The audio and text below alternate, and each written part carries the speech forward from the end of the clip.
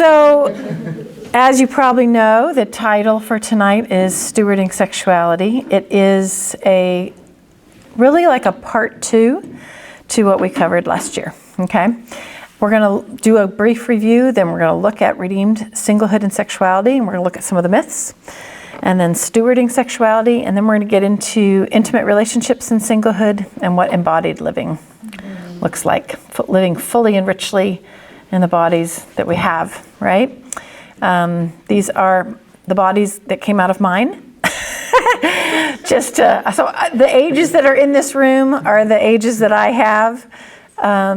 My kids, I'm actually missing one. My daughter is now married. So I have a daughter-in-law, second from the left, and the rest are literally my blood related, but I have a new one, so we're joking. I'm like, I need a new picture, guys, with my son-in-law in it. Okay. I want to go over a little bit just to give you a taste of what we covered last time. This is literally from the book Redeemed Sexuality, that's over here. You are a sexual person. This is a class for campus singles and teens, and the first line is, you are a sexual person, because you are, right? From birth. God created them male and female. As a teen, campus student, single professional, or married individual, from conception, God, the master artist, created you as a sexual being. And the question is often, so how do we live out our sexuality in a way that's honoring to God? And what is sexuality? Is it just intercourse, or is it something a bit more complicated than that, right? So, I don't know if books you've read or talks you've gone to, or even what we did last year spurred some things. I hope it does, or hope it did. Gaining your own understanding of what do the scriptures teach about sexuality. What is a spiritual view of sexuality, right? This is a spiritual view of sexuality. This is from the book Sex and the Supremacy of Christ. These are some of my favorite points on sexuality. Sexuality is designed by God as a way to know Him more fully. We tend to think of sexuality being like God's over here and sex is over here, and those two things should never meet. I mean, even the title of this book is Sex and the Supremacy of Christ. And so we hear that title, like literally when I was preparing for my very first lesson on sexuality, that's the book I was going through, and when I would leave it out, people would go like, what is that? Sex and the Supremacy of Christ. Like that's like Jesus and sex shouldn't be in the same sentence, right? So we tend to be like that, but actually if you look at Ezekiel 16 and 23, where God's speaking to the nation of Israel about their idolatry, right? They're worshiping other gods. He uses the language of adultery.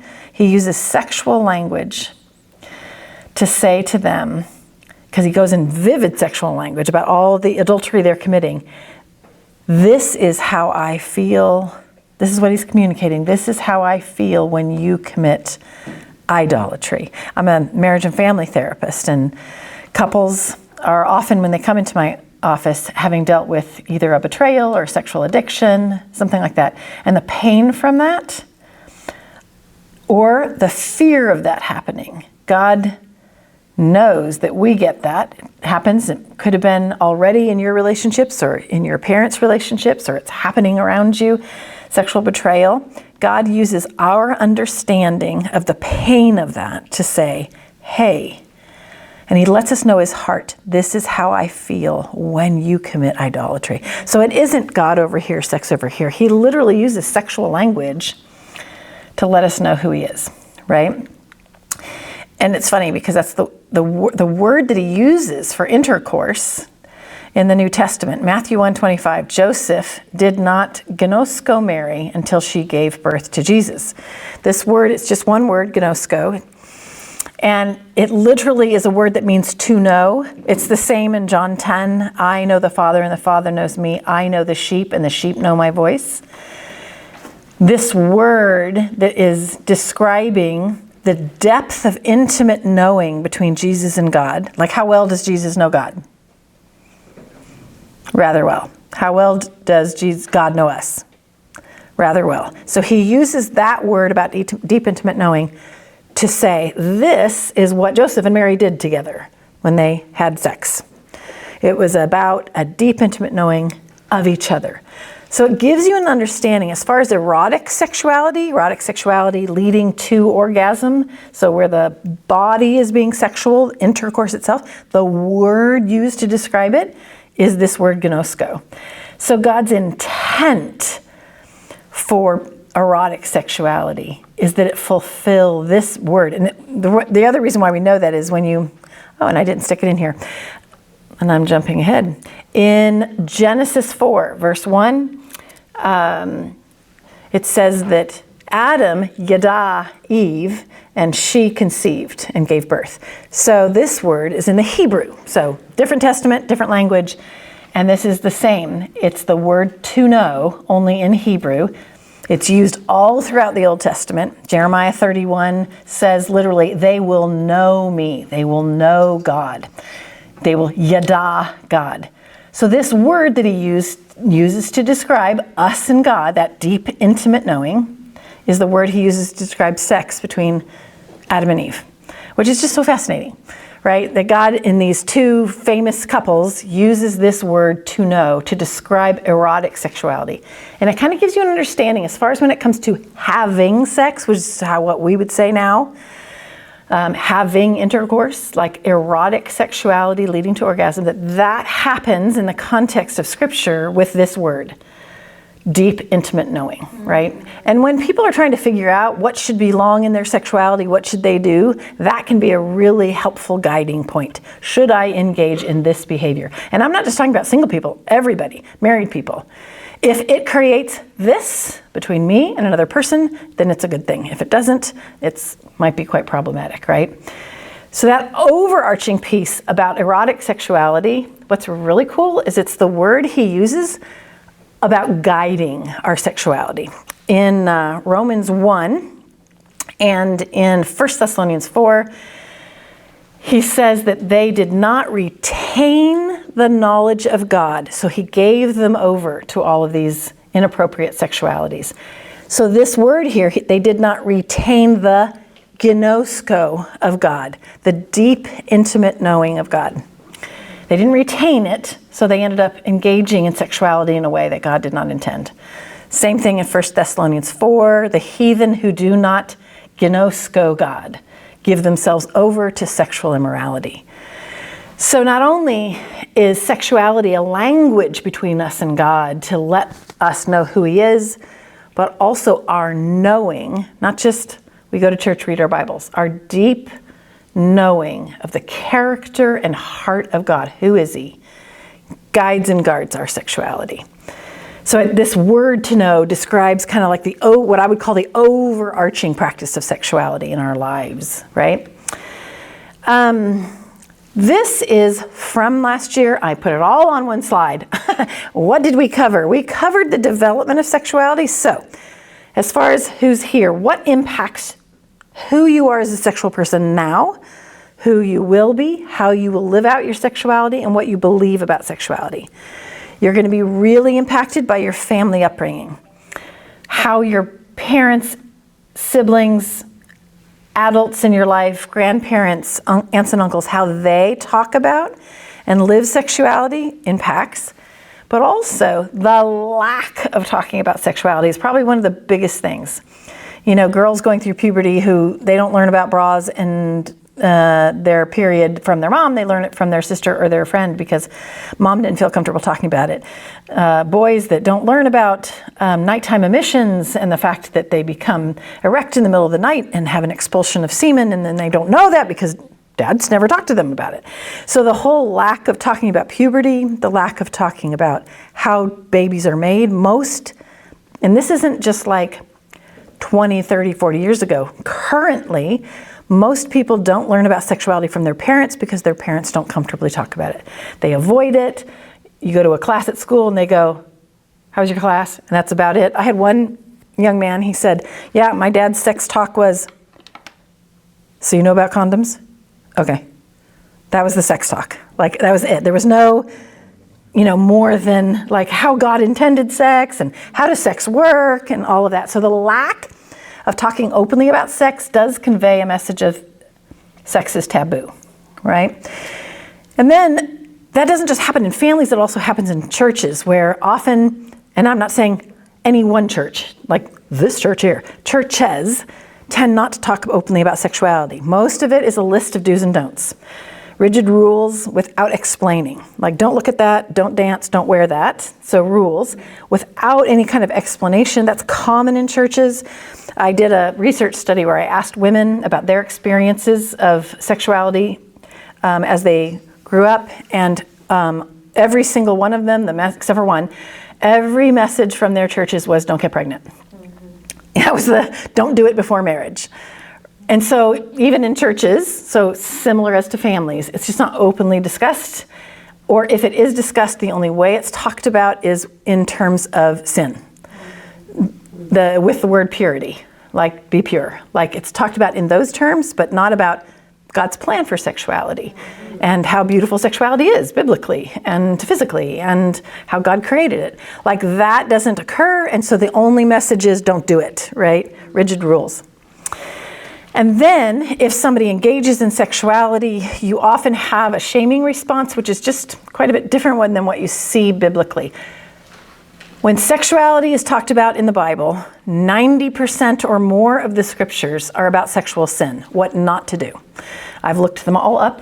I don't know if it's exactly 90%, but it's right around that.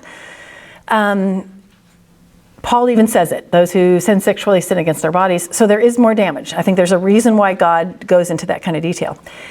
However, one of the things we miss is, how did Jesus respond to people when they experienced doing something sexually that was not his plan, right? So extramaritally, prostitution, lust. How did he deal with, and mostly what we see as women who were caught in sexual sin, how did he deal with them? So in the Old Testament, God says, if a man and a woman engage sexually, you take them outside the town, you stone them. It's in there. Then in John 8, literally, I call it God came on stage. And you see a woman is brought before Jesus, and how does God, through Jesus, in Jesus, respond? Neither do I condemn you. Go leave your life of sin. He tells her, don't continue doing this, which the scriptures clearly teach throughout the Bible. But his words over and over to sexual sin are with great compassion. We tend to respond differently to sexual sin. I think we need to imitate Jesus, right? So shaming sin is common. And I'm not just saying, again, any one ministry. It is pretty much across the board within Christianity. The other pieces of development of sexuality is, how was touch and affection in your family? Was there hugs or no touching at all? How people experience affection and then body image. So these are considered like non-sexual things, but they really affect the development of sexuality. Negative comments about the body influence how people view sexuality. And then definitely if there's any kind of sexual violation, someone touching you in a negative way of any kind, whether it's sexual abuse, right, penetration, or if it's sexual touching or sexual comments. One woman in my study, her mother said, well, I know you're going to get pregnant before you're 16. I mean, it just set her mind, right, about, and then jokes were always crude and sexual in her family. So that kind of, it doesn't even necessarily have to be a physical violation. It can be how a family talks about sexuality. And this is just, honestly, the tip of the iceberg on what impacts sexuality. The other piece that does is how we talk about it, right? The words that we use. Often when people talk about the genital parts of the body, they're just super uncomfortable. We did this last year, if you remember. Everybody say it with me. Toe, forehead, eyebrow, kneecap, teeth, kidney, saliva, throat, lungs, mouth, clitoris, vulva, penis, vagina, scrotum, breasts, semen. You know, how did your body feel when we did the second slide? Right? I mean, we just have this like, oh, wait, there's boys and girls in this room, and married people and single people in this room. Should we be saying? But really, what's the difference? They're parts of the body, but we have such a strong discomfort about the sexual parts of the body, right? That even saying them out loud is uncomfortable. And so we really avoid talking about what those parts of the bodies do. That literally, when someone feels aroused, either by a thought in their mind, or something they read, or a comment that's made, or just randomly, blood flow comes to the clitoris, vulva, penis, vagina, scrotum, and causes an erectile response for men and women. For women, they'll describe it more as a throbbing and a tingling, and men, they can tell more because literally the penis stands erect. That is the sexual response that's built into the body that God created. So how about when that happens, we go, cool, it works. God did a good job, right? We talked about that the other night. So really honoring God's creation, and then now, what do I do with that response? It's a God-given thing that my body does this. I'm not talking about the whole I'm going to stimulate to get there, but it just happens spontaneously, whether it's, teenagers going through puberty or a thought that goes through the mind. I had a couple where they were doing sex therapy with me, working on their sexual relationship, and they were talking about an argument they had. They were watching TV and a Victoria's Secret commercial came on, and they were in a bit of conflict around their lives, right, in their marriage, and she looks over to see if he's responding with an erection, and she gets furious. See, and so we just had a conversation in our next session. I mean, we hadn't gone over in detail how his sexual life and choices were going, but the reality is, the second that commercial came on and some barely clothed body crossed the screen, his penis said, "I'm noticing." Right? And how about we go, okay, it works. And now, how do I steward, hence the title of tonight, how do I steward my response to that arousal? God, your creation works. It's getting me ready to have sex, but I'm not having any right now, if you're not married or single. And accept the wonder of God's creation, and then what do I want to do with this response? I'm not going to stimulate it to orgasm for X, Y, and Z reasons. I might need to distract myself, go for a walk, take a shower, call a friend. I mean, pray, just let it ride, like literally just ride the wave of the arousal and focus on a friend that needs encouragement, a text I want to send to say hi, a scripture I'm memorizing. I'm going to switch this channel off of the show. I'm going to make a choice now made on my love for God, while I'm also honoring the fact that God created my body and he did a good job, right? So what we do with arousal, really understanding that arousal response is a knee-jerk reaction. Again, if we're not purposely stimulating it, that's a different part of our conversation later, to the vulva, the breasts, the penis, and the scrotum, and to say, wow, my vagina and my penis are awesome. And then apply our values. So we're going to talk about the having a plan in just a minute. So this is that first key. I praise you, for I am fearfully and wonderfully made.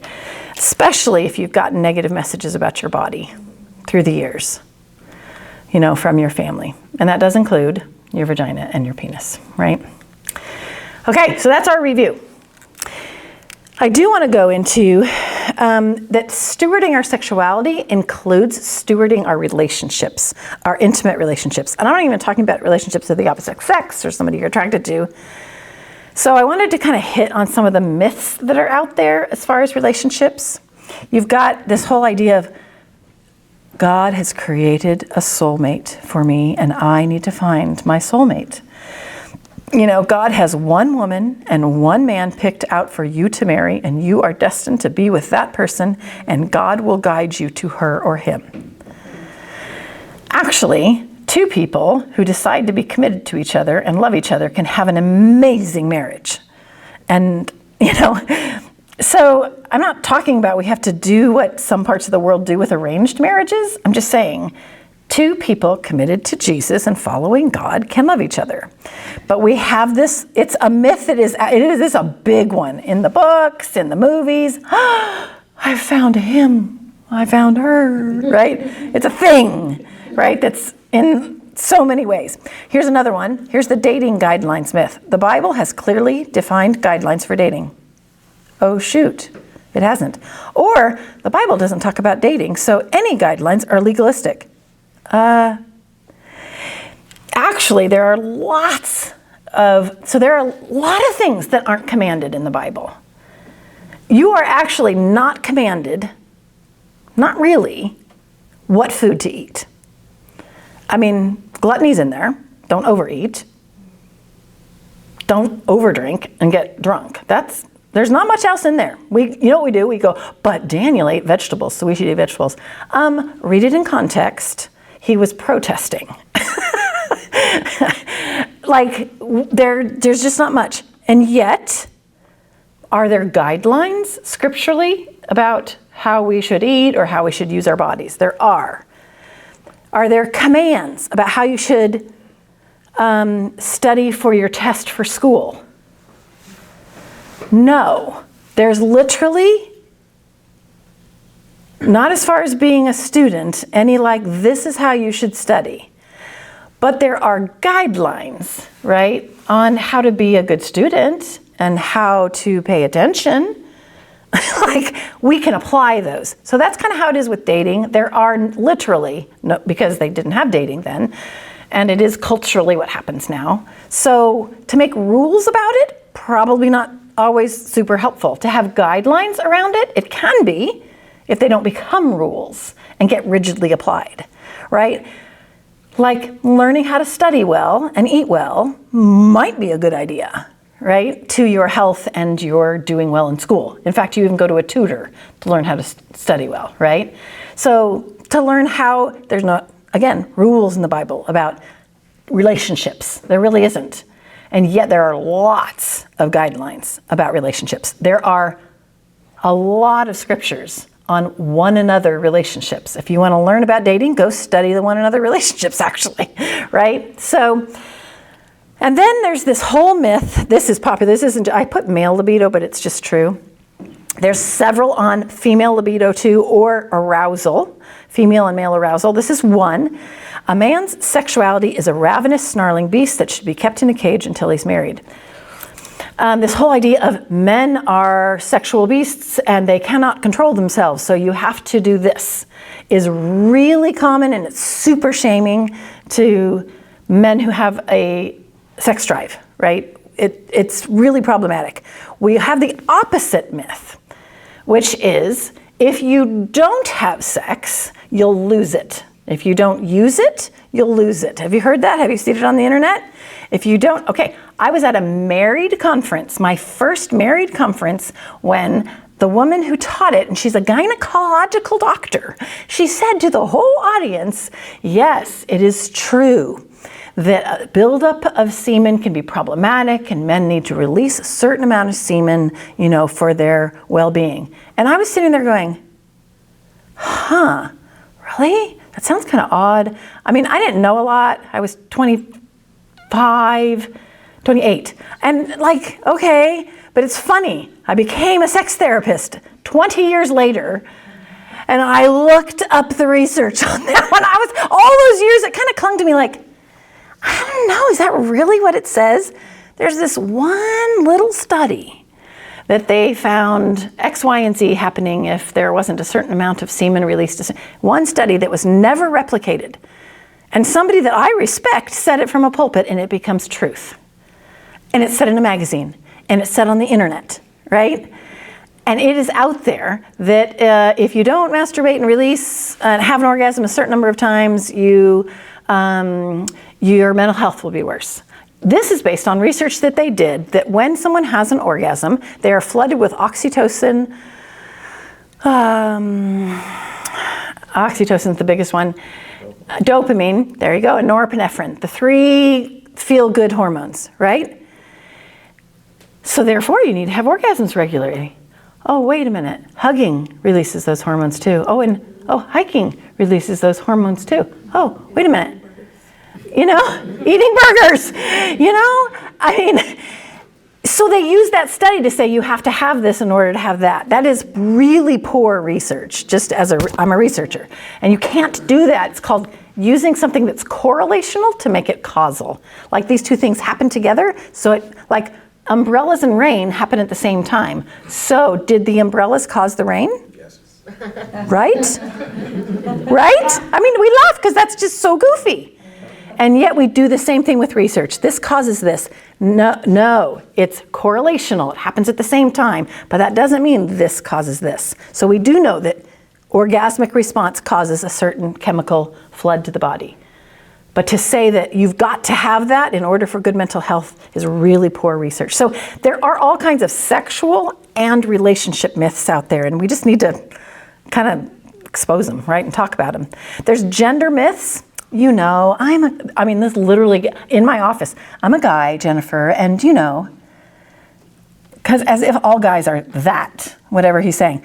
Jennifer, you're a woman, and you know, as if all women are that. And I know what all women, I'm going to represent all of them and tell you what all women think. Women are more emotional. We all know that, right? No. I cannot tell you how strongly I disagree with that. Women are acculturated to express their emotion more than men are. But men are just as emotional. Men will tell me that. I'm just not, she's emotional, I'm not very emotional. Now I'll have women tell me that too. He's emotional, I'm not very emotional. I'll get that too. But it's, what we're talking about is not the emotion, it's the expression of the emotion. And that is very culturally impacted, right? Men are less empathetic.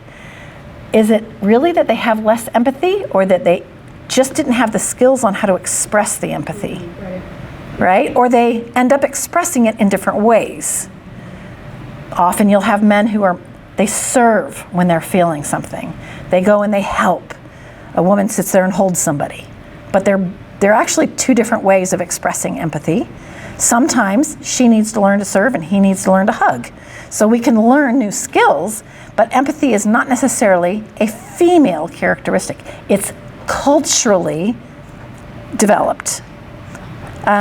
Women need more touch and romance than men. So it's funny because the couples that come to my office, the men will say, I just don't feel like she wants me. And I'll say, tell me what you mean. And he'll say, well, like, you know, we don't ever do anything special together. Now this is a male that's looking for the dates. Often it's the other way around. But he won't say romance. Men won't actually use the word romance. We don't have enough romance. It's so funny. I actually had last year, one of the husbands said that to me. She's just not very romantic. And my eyeballs about fell out of my head because I've literally never had a male say that in my office. Because culturally, it's women that want romance. No, just men just use different words to describe what they're looking for. To feel wanted is usually the biggest word that I hear. So we just have these ideas of this is what relationships are like. Men are like, okay, the books. Men are like, what's the name of the book? Mars, and women are like Venus. As if there's this gulf between them. Men and women are different, but not because they're biologically or made different. It's because the way they grew up, the way they're acculturated, right? There are obviously physiological differences, but the way they deal with emotion is hugely impacted by upbringing and culture. Men and women have fundamentally different personalities and orientations towards relationships. Men and women have fundamentally different ways of handling conflict. He likes to fix and move on, and she likes to talk all the way through it. What's really challenging is when I've got a couple in my office that is exactly the opposite. She is a fixer, and he likes to talk all the way through things. And you know what they say to me? We're not the norm. I'm like, is there really a norm? I mean, there is. Higher percentage of women are going to more likely talk, and men are more likely wanting to fix. But I have plenty of women who come into my office who are fixers. In fact, I'm one of them. So we just do this. We make these ideas of this is what men are like, and this is what women are like. And then it affects how you then build a relationship with somebody, or what your expectations are, or what you're upset about. Because isn't this what men are supposed to be like, and isn't this what women are supposed to be like? So we just need to be aware as far as relationally the myths that we listen to. There's some other big things that affect sexuality and relationships, and it's the way we view singlehood worldwide, but especially within churches. And we need to change and redeem singlehood. There is this idea that the ultimate life is the married life. Now, what do the scriptures actually teach about it?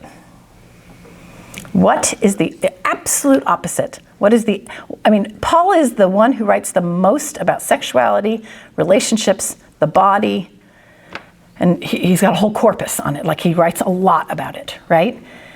And he's like, you know what? When you get married, it's like really hard. I actually had somebody ask me the other day, she said, Jennifer, you've been quoting this stat about in our churches, what percentage of married couples are struggling? And I was just wondering where the stat's from. Is it just from your own clinical experience or talking to people? And I said, no, it's actually from the questionnaires I do before I do a workshop. So I'll have 100 couples in front of me from a church in our fellowship, and I give them out a questionnaire. And then I, from there, know what percentage of couples are struggling. And it's 60%. Just like the scriptures say. Right? And you know what we're selling? You know what message we're selling to the singles? When you get married, it's going to be awesome. It's the ultimate life. Now, personally, I think the scriptures really support the beauty of marriage and how reflective it is, right, of Jesus and the church, God and his bride, right? It is. But there's also a lot of other analogies, beautiful analogies in the scriptures. And we have sold it to mean that it is the ultimate life. And so, for those of you married in here, one of the biggest things that happens is San Diego is 50% single. My city is 50% single. We have no one on staff leading the singles.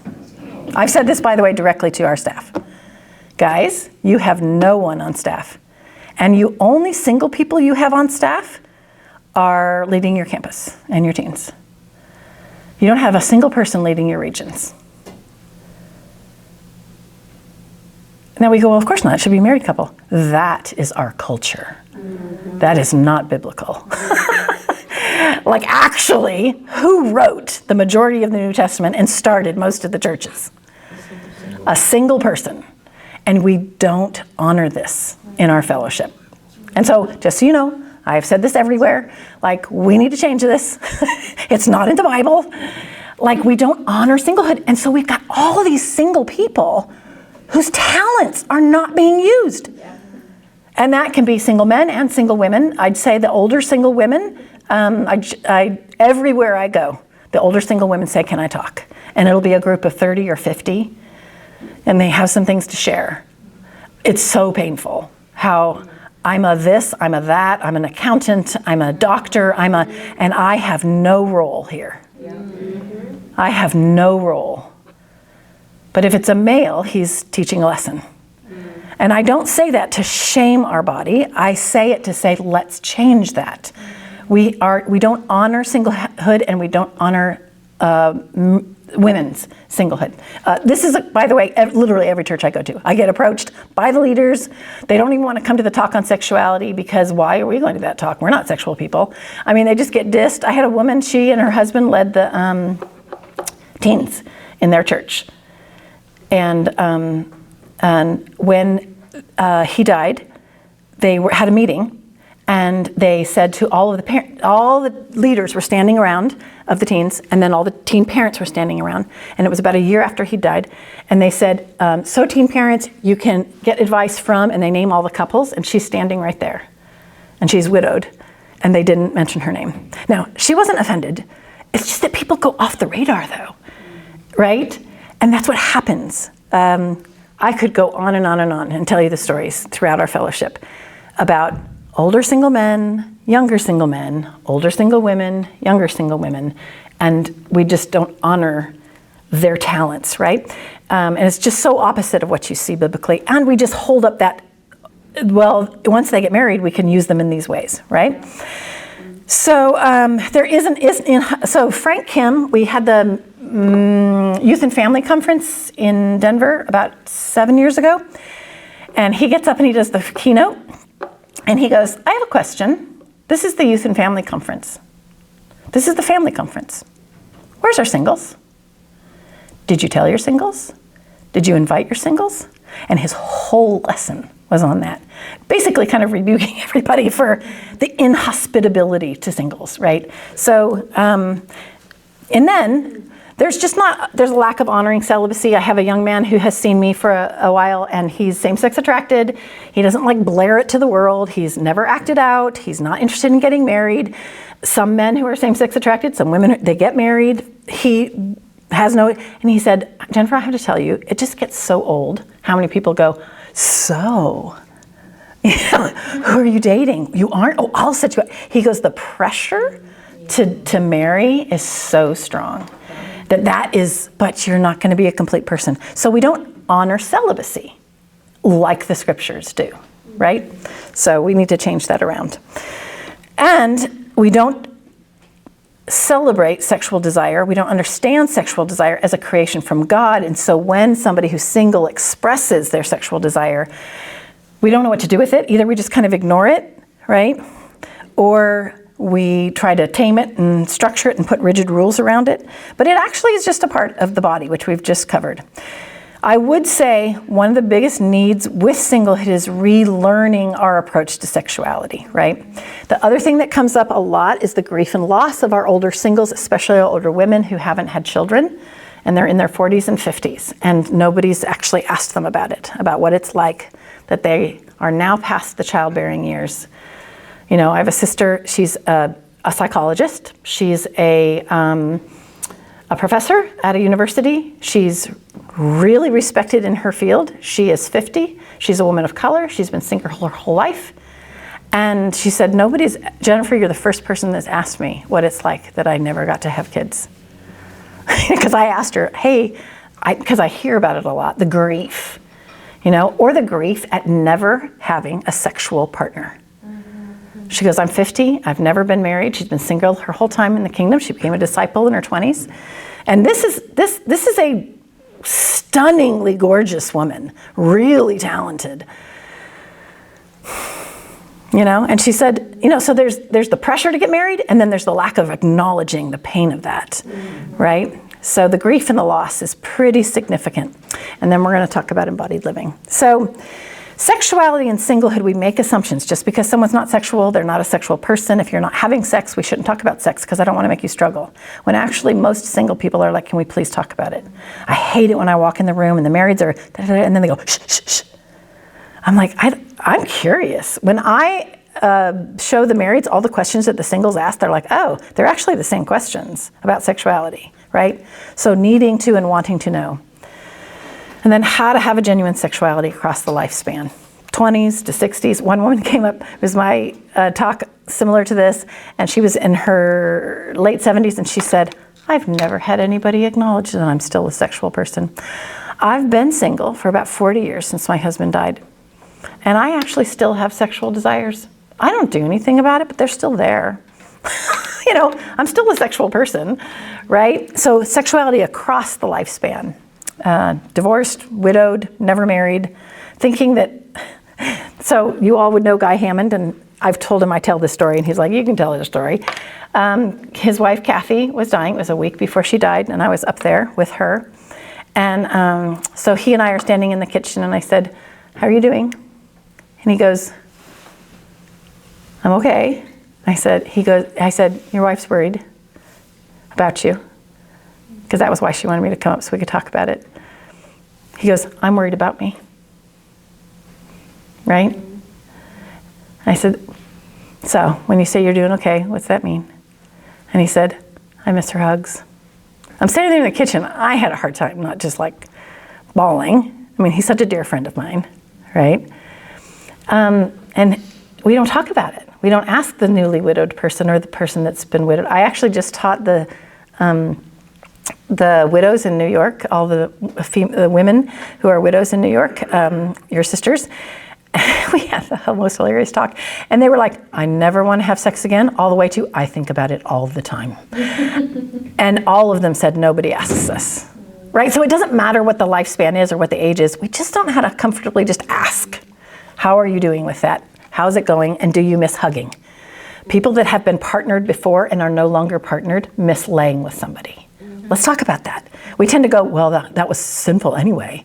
Let's talk about the fact that you are hungry. I call it skin hunger. Your body is saying, I would like somebody to hold me, and I miss it. Let's have a conversation about that, right? And let's hug our singles.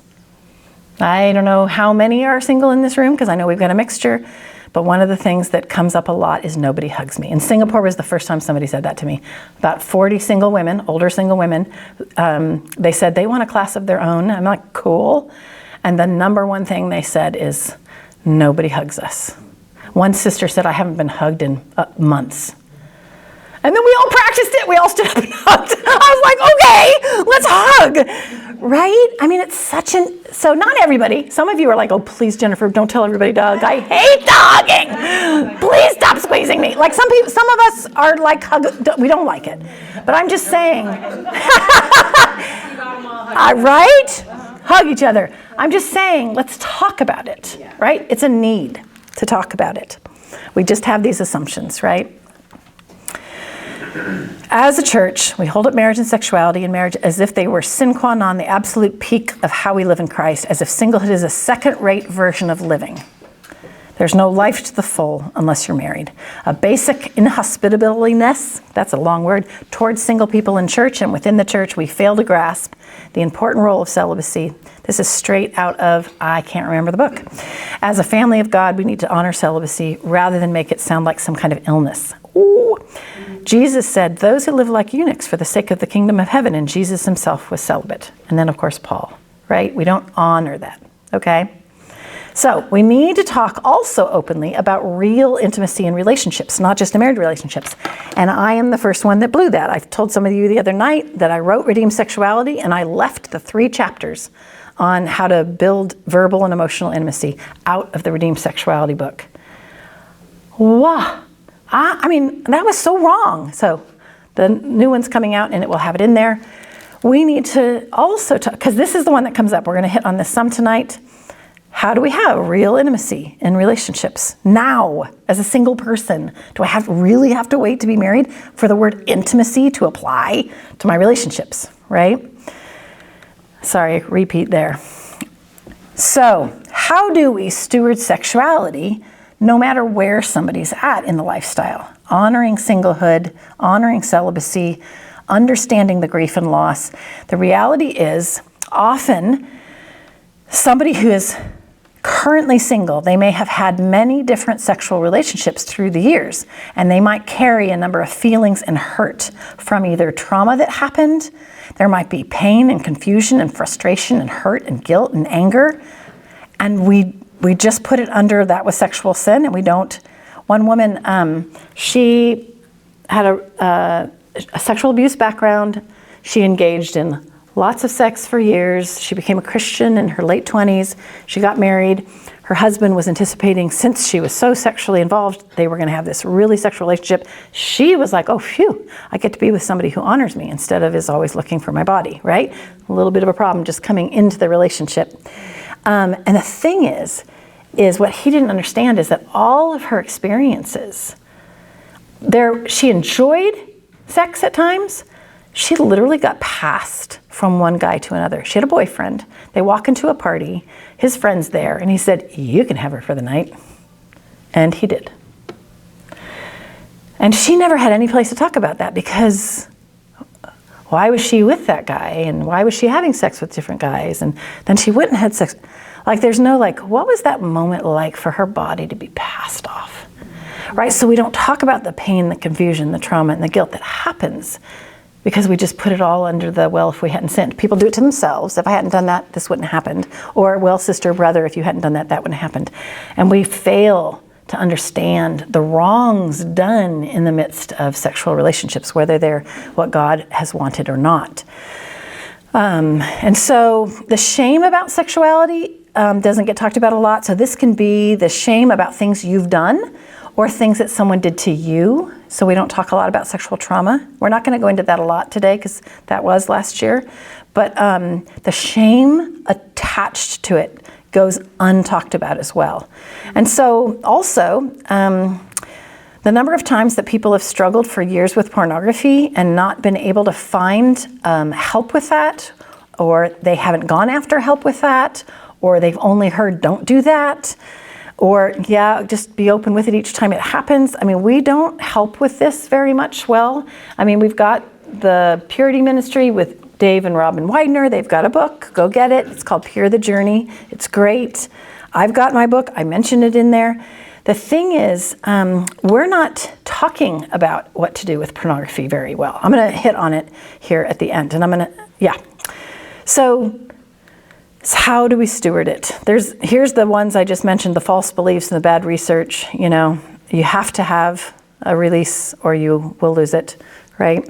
The other big one is, if you love someone, and God is love, so therefore it's not wrong to have sex. When someone says that to me, I'm like, you don't read your Bible. I mean, you don't have to go very far to actually understand that's not even in there, but it is a common one and it is all over the internet. So I laughed just now, but I don't mock it when somebody says that to me. God's love. If you love somebody, you can have sex with them, right? Well, sit down. I know. Sit down and look at the scriptures with them. Actually, love includes obedience. That's an easy one. So loving God is more than just an emotion. It's also an obedience to him, and it's very clear what he says about sexuality. So, but that's all over the internet. And then the thing is that if you have sexual feelings now, for those of you who are single, if we're not learning to steward them now, if you do end up married, if you don't learn the stewarding now, you're gonna have problems stewarding them as a married person. So literally, one of my clients a couple months ago, he goes, I have never been unfaithful to my wife. I've never looked at pornography. I've never had an affair. And so I didn't say this bluntly the first time he shared it with me. He'd been doing lots of pornography and masturbation all the way up to that, right? He had sex with his wife every day, sometimes more than once a day, and he masturbated 2 to 3 times a day as well. But he was never unfaithful to her, and he never looked at pornography. He actually has a sexual addiction, and it's being lived out in his marriage, right? And guess what? It started back here because he didn't learn how to steward his sexuality, because it wasn't about sex. He was so funny. He was like, oh no, I am not a stressed person at all. I mean, I have he has majorly high-powered job, but he wasn't stressed at all. I was like, yeah, because you're medicating yourself 4 to 5 times a day with oxytocin and dopamine. And it is lowering your stress to the detriment of your body, to your soul, and to your marriage. Because basically what brought them in is she said, I'm done, right? And rightfully so. So stewarding our sexual feelings isn't just premaritally, it's lifelong, right? No matter what age and so on. Now, stewarding our sexuality falls into a larger category of a theology of sexuality, falls into a theology of the body, right? How do we live in the bodies? So that God gave us, a biblical theology of sexuality is grounded in a solid theology of the body. I just love the little stick figure. I have him in my bathroom, and every time somebody comes into the bathroom, they change his positions. It's actually quite funny. So if you ever get a chance to read it, well, he did it over like 30 years. This is Pope John Paul's The Theology of the Body. It is an amazing treatise on the body. You don't have to read the whole thing. You can read a book about it with just excerpts. These are the points he comes to, just scripturally, that I think are sound. Theology of the body teaches that the body expresses the person. Yeah, the theology of the body affirms the goodness of sexuality. The theology of the body is fundamentally about who am I in God's eyes. The theology of the body is a defense of the human vitae, which means the body itself is vital. This is an important point. Paul talks about this point because the Gnostics were raising up at the time that Paul was writing his letters, and they were saying you should ignore the body altogether. And actually, a good theology of the body says that the body is good and it is vital. It is not just an empty vessel. And let me tell you, that's really popular out there, especially like in Christian dieting circles that it should just be about, feeding, energizing your body. That's all that food should be about. Go read your Bible. What does the Bible say about food? It's used to celebrate. You are using it to celebrate, and you're supposed to enjoy it. So this whole idea of it's just fuel for the body, I could go into that. There's this book called Born Again Bodies. Oh my goodness. It's Christianity's approach to the body through history, like literally when we came over on the boat and lived here. No, like European beginning anyway, till now. It is the most interesting book about how messed up Christianity's view of the body is. So he's saying, no, it's a good thing and we need to treat it well, and it's not just a vessel, right? It's beautiful in and of itself, and how we live in it is important, and how we enjoy living in it. Enjoyment, we do the whole idea of debauchery, right? Overindulging the body is one of the lists of sin, one of the words on the list of sin, right? But if you look at the definition, it's an overindulgence of the body. Indulgence of the body, meaning things that feel good, like eating a piece of chocolate, having sex in the right context, enjoying a beer in the right context, right? Going on a good walk and a hike, dancing, like enjoyment of our bodies, taking a bubble bath and feeling it slick against your skin, jumping into the ocean and the waves and the river and feeling, when's the last time when you got in water, you felt the water against your skin? So sensuality is not the sin. It's overindulgence of sensuality that is quite problematic, right? Living by the flesh, where we are invited to enjoy it, but not be mastered by it, right? Biblically. So what we do in our fear of not being mastered is we clamp down on the enjoyment, right? If you look at I do a whole workshop on body image and dieting, and one of the pieces that's so common out there is restriction of dieting, restriction of food. And actually that's the exact opposite of what it says to do about food in the scriptures. So those who actually work with eating disorders have the better approach, which is when you're working with someone with an eating disorder, you actually teach them to taste the food and enjoy the food, because they've stopped enjoying the food. The food thing gets all messed up. And it matches what you see biblically. We are called to enjoy the taste of it, right? And so that's why it would be a good approach in dealing with either overeating, undereating, or just poor body image and hatred of food, right? Why am I emphasizing that? Enjoyment of the senses is an appreciation of God's creation. Overindulging and being mastered by them is letting the flesh be in control, right? But what we do in dealing with the overindulgence is smush the sensuality and the enjoyment, right? So we need to learn to find that line. I love this. This is Matthew Anderson's Earth and Vessels. If you have not read his book, please do. Again, a theology of the body. The God of the universe now lives in our hearts and in our limbs. Anybody go outside to look at the eclipse the other day? Okay, so I was here, and I was supposed to go do the eclipse with my son, and I got asked to come here this week. So I sent him a note a couple months ago, and I said, I don't know if we can do our trip. And then all of a sudden I went, wait, I'm going to be in Cincinnati. I'm like, you want to come to Cincinnati? Well, he was like, I don't think I'm going to come to Cincinnati. Well, he didn't realize it was actually on the line. So one day before, he goes, I'm coming. And he bought a plane ticket. And we drove to Dayton. And we were both like, ah, right? The God of the universe lives in our hearts and in our limbs. The wonder of, the universe, the world, lives in our bodies. So we should probably live correctly and rightly in our bodies, because God lives there, right? So this is the book, Earth and Vessels, a couple of quotes from it that are just some of my favorites. The life of Jesus is to be manifested in our bodies. Paul says the body is for the Lord. And so Matthew Anderson says this is a major part of the transformation on how we live in our bodies, how we use them. Just as the visible body reveals the invisible person, what we do with our bodies profoundly affects our soul. So it's actually both ways. It's not like everything I do says I'm in sin, right? And that's a big one that's out there. However, the other way is also true, right? What we let influence our bodies affects our spirituality. So it goes both directions.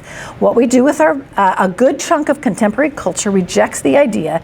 They think that God doesn't care what we do with our bodies. He only respects us. He only wants us to respect each other as persons. But he does care because we are his. Our bodies are his. We are his dwelling place. So we don't have the authority to live in our body any way we want to. This is the whole, but we love each other. And we're not harming anyone.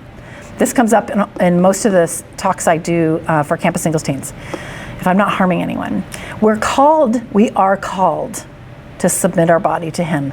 He created our body and knows he created our body. While we were still in our mother's womb, he knit it. It's an amazing body. Like we just talked about that, right? But also we're to be submissive to him and to use it in a way that he calls us to. We are his. So let's bring him honor, right? And how we live in our body. This is another book called Real Sex by, I think it's Lauren Winner. It's Winner, W-I-N-N-E-R. Honestly, the two books, I'm really picky about books on sexuality in the body because there's some really bad ones out there on the Christian bookshelves. So I'm giving you the ones that I recommend. Earth and Vessels, go get it, go read it. Real Sex by Winner is excellent. And it's a book for singles. Singles campus teens. The basis of, I love the stuff she goes into. The basis of any sexual ethic, like how you live out your sexuality for Christians, must be grounded in how a person interacts with their own body and other people's bodies, right? God's vision for human sexuality begins with God's vision for human bodies. A theology of sexuality fits under a theology of the body. If you believe that your body is good, you'll be motivated to care well for that body and honor it. If you view your own body as beautiful and formed by God, you can then see that all bodies are powerful, that we should care for them, each other's bodies. We should treat that other person's body with dignity. That will make a huge impact on how we interact sexually. Are we treating each married, single, with dignity? We should care for them, be thankful for them, and always treat them as worthy of respect and honor. Sexual choices are best grounded in a biblical view of the body. So just that piece about how our view of the body affects our view of sexuality.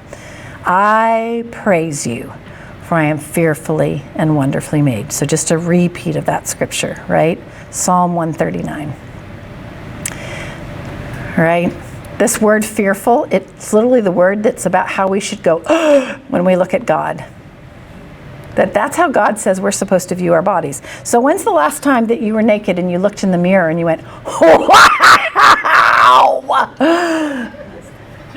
But that's the word that he uses about the human body. That God made us. And so we get so focused on the shape of the body or the amount of fat on the body that we don't go, wait a minute. What did we just talk about? Like literally just recently about the veins and the kidneys and the liver and how blood flow works, right? How the eyeball, my most favorite is how the eyeball works. It's like Jesus healed the eyeball like that. You know, I read this book recently.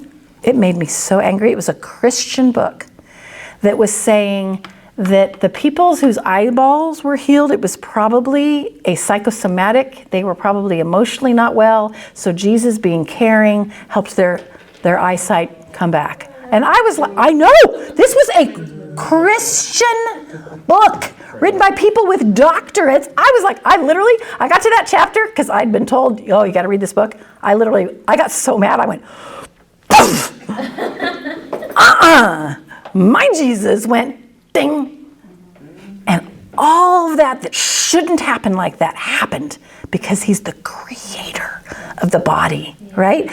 Wow. So when we look at our bodies, be amazed by your eyeball. Do you know why you have eyelashes? Do you know how all of the little, do you know how little bumps on your tongue work? Do you know about your skin? right? Like toenails. Like, do you know what toenails do? Like, it's fascinating. Every single, the inner, the outer, we need to honor God's creation, right? The Geneva Study Bible says, considering your wonderful, this is the quote from that previous scripture, considering your wonderful work in forming me, I cannot but praise you and fear your mighty power. Isn't that beautiful? When God made Adam and Eve, man and woman, he said, it is very good. Right? We need to have a wonder of God's creation. So ask yourself, when you look at God's amazing creation, like the mountains, the oceans, the stars, the solar system, do you see the majesty of God? Most of us would go, I do. I go, wow, right? But when you look at your body, at the human body, do you see the awesome majesty of God and praise him for his amazing power in creation? Most people don't, right? So when you look at your body or someone else's body, do you focus on their appearance or are you amazed by the Creator? Right? So take a moment to really consider that. Don't you know that your body is a temple of the Holy Spirit within you, whom you have from God? You are not your own, for you were bought at a price. So glorify God in your body, right? Because your body is amazing. So again, theology of the body is the umbrella for a theology of sexuality. We always carry around in our body the death of Jesus, or the life of Jesus may be revealed in our body. There's a brother, he's a doctor of divinity. He's in the church in Manchester, somewhere in England. And we were at the teachers' conference, and he taught on the body. And I was like, hey, I want to talk to you. And I said, I have a thought. I think this is the scripture about how we should use our bodies. And he was so funny. He was like, that is so funny. I've never even noticed that one. I think you're right, though. I mean, we are always to carry around in our body the death of Jesus so that the life of Jesus may be revealed in our body. What a beautiful thought, right? How we live in our bodies to honor him, right? You are a sexual person. So how do we then honor God with our bodies, right? Sexually. How do we live in our bodies in a way that honors the way our body was made sexually, but we also live fully and richly in them? So let me go over that. This is embodied living. This is somewhat from the book Earthen Vessels. Repeat of scriptures here. Don't see it. This is a quote from there. He adores us. We are his, and he gave us our body so that we might use it in a way to honor him and so that we would enjoy life to the full. So honor God with your body and flee from sexual immorality. Like both of those things are true, right? Then do lots of other great things with your body, like serve the poor, clean someone's toilet, cook a meal for someone, or fix someone's car, and then enjoy holy, passionate sex when you're married. I just said that was Matthew Anderson's quote. That's actually from my book. I was like, wait, those words look really familiar.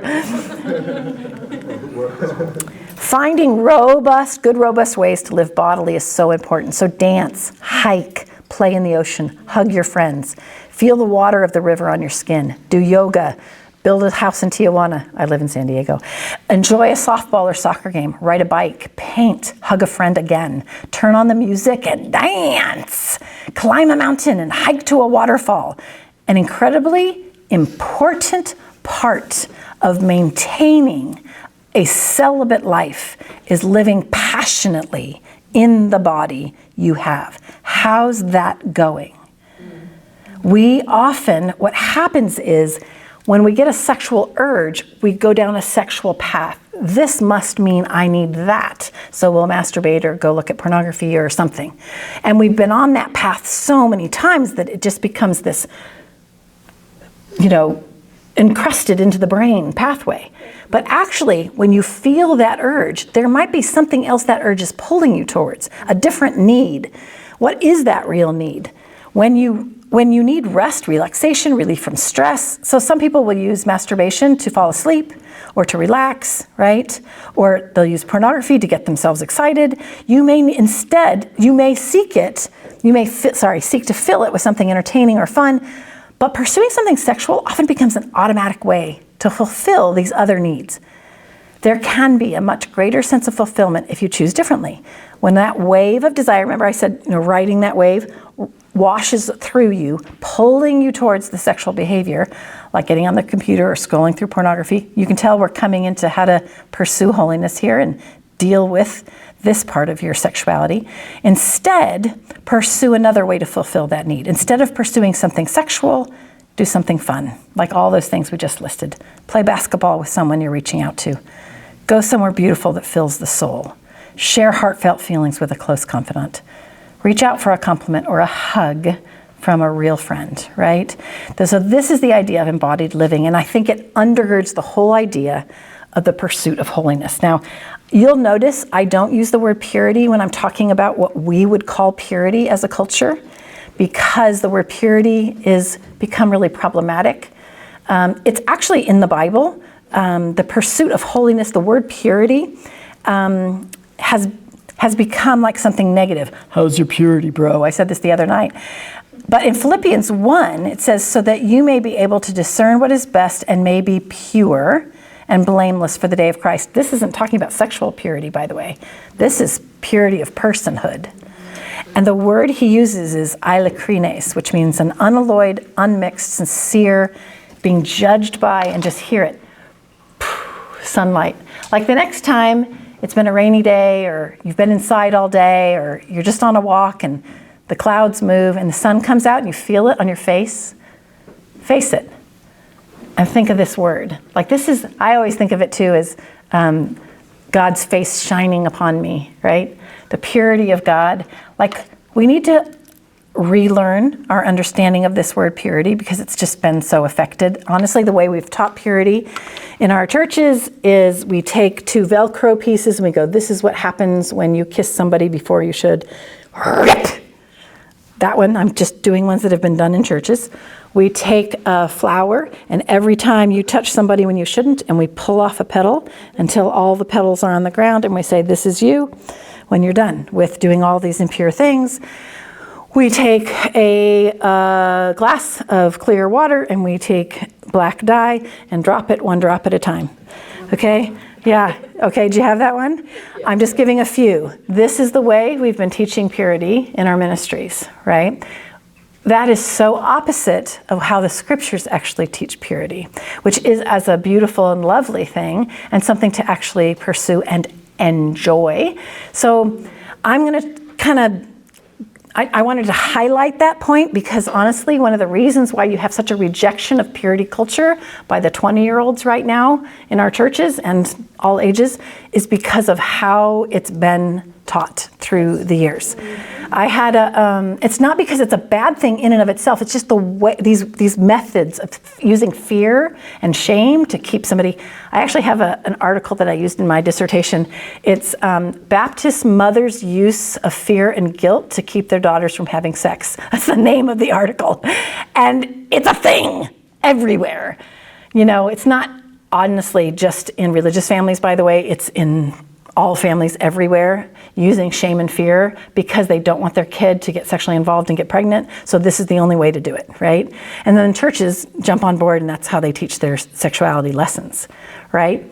So we need to change our language around the pursuit of purity and find what I would say is a more, like just educate around the body. This is what the body is, and now how do we steward it? So that's what I'm gonna kind of step into here at the end.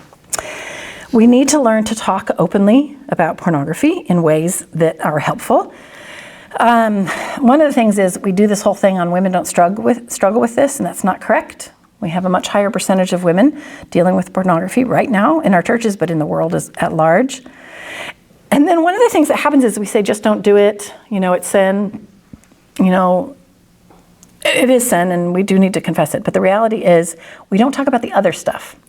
So James 1:13 says that by his own evil desires, a man is dragged away and enticed, and then that gives birth to sin, which gives birth to death.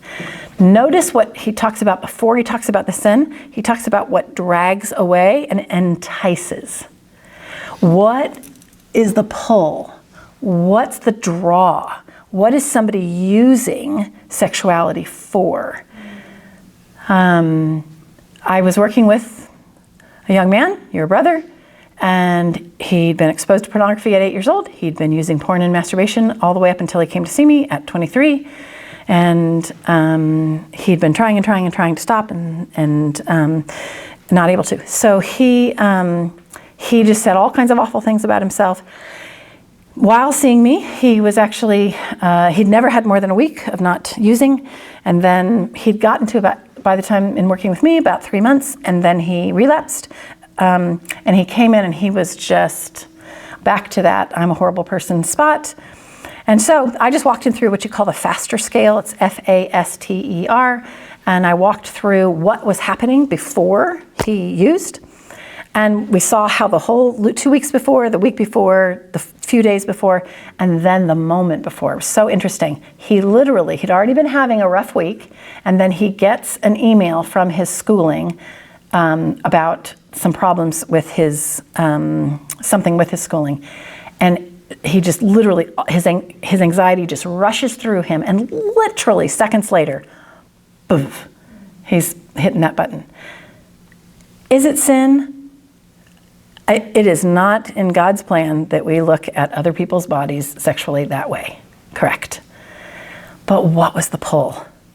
He was using it because of his anxiety. So let's treat your anxiety and get you help with you and God and some anxiety treatment, protocols, and perhaps going and seeing your psychiatrist for, let's help your anxiety.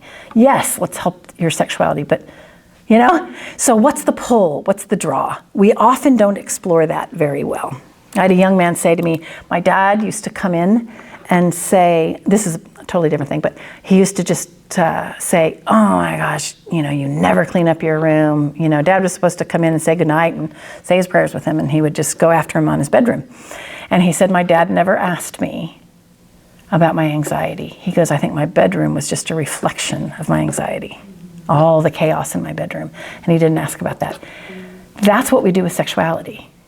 We look at the action, but fail to look at what's behind it and what's underneath it, right? We need to help each other with those actions that are damaging to our soul, but we need to also help each other with what's underneath it, right? All right, so let's look some more at Winner's stuff. She says, this is so funny.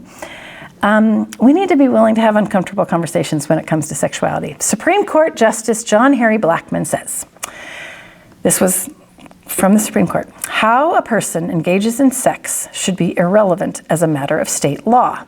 Sexual intimacy is a sensitive, key relationship in human existence and the development of the human personality. In a diverse nation such as ours, we must preserve the individual freedom to choose and not imply that there are any right ways of conducting relationships. It's in our law that it was only an individual choice. But the scriptures actually teach differently. They teach a communal view of sexuality over and over and over.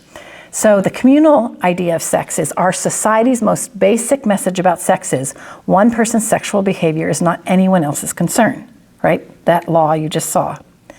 It's really a reflection of our individualistic, honestly, Western thinking. They're two consenting adults, they're unmoored by any community or society, so they're free to make their own decisions so long as they don't violate each other's consent, they can do as they please. I think that's appropriate legally. But it's a whole nother thing if we're going to talk about following God and following Jesus. It stops being individual and it becomes important to the whole body. But in the Christian universe, the individual is not the viral unit of ethical meaning. Read David Burns' stuff. David Burns, who writes on racial issues in our fellowship, he hits on this a lot. That it is not about individual stuff, it is a communal issue. And I'm applying this to sexuality as Winner is. The basic unit of ethical meaning is the body. How we decide what's ethically good or not good is not just an individual thing. It is a spiritual body thing, our whole body. The people of God is a collective. God made Jesus the head of the body, shed blood for the body, sustains the body, and redeems his people as a body. So what we do, so that's why I'm saying all over the internet, God is love, I'm not hurting anybody, so it's okay. is actually not reflective of what you see scripturally about anything. And I'm not just talking about sexuality. I'm talking about when you lie. Like what we do. Now, if you're not following God, you can do whatever, honestly, you want to do with your body and sexually. I personally don't think legislating the body is a good idea. But the moment someone says they want to follow God, we're just talking about something different. And I'm not talking about make rigid rules, hold it over each other, lord it over, control each other. I'm just saying we're no longer just our own when we decide to follow Jesus. We belong to one another. So we should talk about it. Not to control, not to condemn, to support and help and be open and be real and live together in how we live out our sexuality, including. This is kind of a big idea I'm putting before you, but I think it's an important one. And if it's something that appeals to you to explore some more, go get her book. She does a really great job. This is Lauren Winner, Real Sex. That sex is communal. Brothers, if someone is caught in sin, look at this. You who are spiritual should restore him gently, but watch yourself, or you also may be tempted. Carry each other's burdens, and in this way you fulfill the law of Christ. The church and Christians are not a police force peering into each other's bedrooms, sounding the alarms. The Bible does say that my joys are your joys, and my crises are your crises, and our private matters are communal matters. Right? I think we need to learn how to do this in a way that's godly, because I think we've done this in ways that are ungodly and that are controlling. That's not what we're talking about, no police force, but care. And honestly, we haven't figured out how to do it yet, I think, as a church body. So this is an important piece, right? Okay. As far as, and we're going to end with this, how to live out your sexuality and how to specifically deal with the use of impurity, whatever you put under impurity, right? We need to have a careful plan for each person, again, married or single. Number one, gain a godly view of sex. If you're tempted to use pornography, put protections on your devices. And then have a really solid plan for each thing. Remember, what entices you? If falling asleep at night is when you're enticed, have a plan for how you fall asleep. For some, it's when they wake up and they're in their half-wake state that they're most likely to view something or masturbate. Have a plan. My client, he decided he was going to go to sleep in his shorts, and then he put his workout clothes right next to his bed. That was his plan, and it worked. It broke the habit. Sometimes our sexual behaviors are just there because we're in the habit of going down that road, and we need something to help us break the. So there's some practical things. If you ever read Guy Hammond's book, 60 Seconds Tempt Away, does that sound familiar? Yes. Such a silly, great, practical book, right? His book is really about how to break habits, right? And then you go to the long-term care. That's the valuative framework where you're making a valued choice on how to respond, right? Who should you call? Who are you going to call, right? Sometimes distraction works, but only initially. We need other pieces underneath it, right? So have a plan. Identify what entices you. Is it boredom? Is it stress and anxiety, the need to relax? People will do that with alcohol. Is that how you should be using alcohol? Right?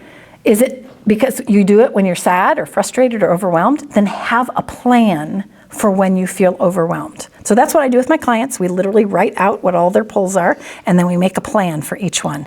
And then I follow it with them. And then when they relapse, we talk about, did you put your plan into practice? Okay, how do we strengthen your plan? Right? Sometimes it's just for something thrilling and illicit. Okay, let's put some other thrilling and illicit things in your life. Go jump off a cliff. Just kidding. And so sometimes people haven't yet identified or just been willing to look at their high-risk situations. So let's say pornography particularly is most likely to happen when someone's by themselves at night with their phone in their hand or their laptop or something like that. Okay, what do you need to do with that? So throw out some ideas. What do you do with that high-risk situation? Like if someone's drinking and they're most likely to drink if they walk into a bar, don't walk into the bar, right? So what's the plan for late at night use of pornography? Throw out some ideas. Phone across the room. Throw it across the room. Well, like not throw it, like plug it in across the room. Yeah, across the room, okay. FaceTime somebody. FaceTime somebody, let them know, have a communication. Yep. Watch The Chosen. Watch The Chosen. Right? Get up and do something else. Get up and do something else. Go do jumping jacks. Do something else physically. No phone after like 7 p.m. Lock your stupid phone and throw away the password. Give it to somebody you trust. Put parental protections on your stupid phone and all your devices. Like, seriously. Now, people get around them. I know that. But it helps slow down what is called an impulse control issue. You automatically turn to that, right? So break the habit. Actually, I would say it's a good idea to put the phone halfway across the room. I would actually say put the phone somewhere else. So I have many husbands who, they stay up later than their wives. Their phone, their laptop, and their iPad go in the room with their wife when they are downstairs. And there's protections on all of the televisions and on the computer screen because they have to break the pattern.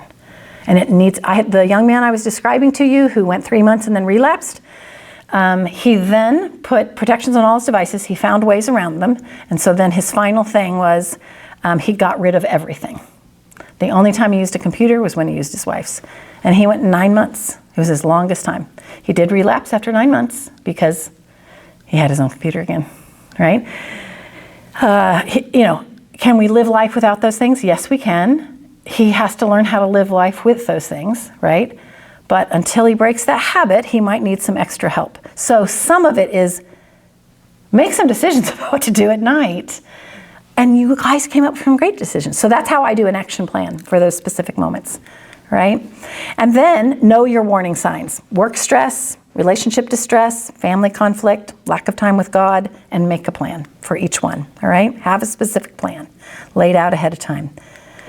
Fill your house with good things. Jesus said you're going to sweep the house out of the demons, but then you don't fill it up with good things. Guess what's going to happen? 7 more are going to come in, right? So have a plan. Have good supports, all right? Okay. And hold on. Why? Why pursue purity and holiness? Why flee sexual immorality? Why should we? Throw out some ideas. Why should we? It pleases God. Thank you. What else? Yeah.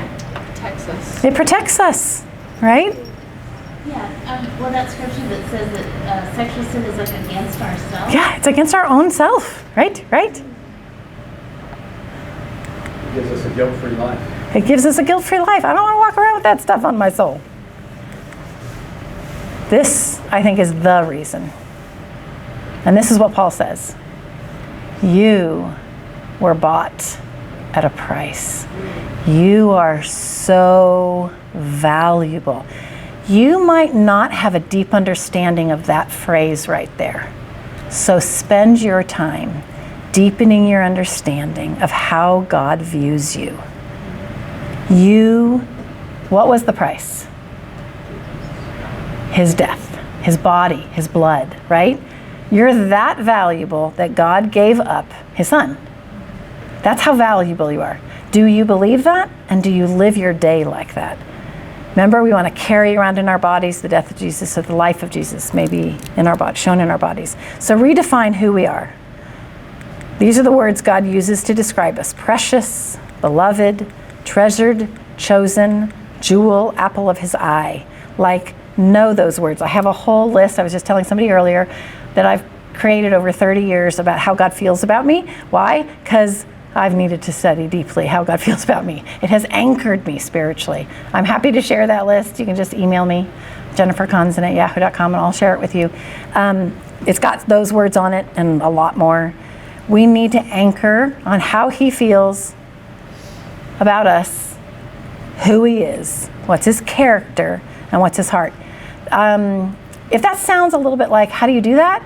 How do I get to know his character and his heart? I did a whole lesson on it. It's on Robert Carrillo's renewal webinars. It's called Knowing God. Because somebody said, can you just do a lesson on it and just tell us, what helps? And so I did it. It's very simple. It's a very simple lesson on how to deepen our knowing of who he is. So, oops, I totally put this out of order, so ignore that last part. And, oh, I had to say, this is what I meant to show you. Redefine who we are. Look what picture came up when I made this slide. I was like, hey. Now it's the opposite, but I thought that was pretty cool, right, from this week. So, feel free to get that book, and here's another list of some books. So, let's have a Q&A. We have a whole 23 minutes.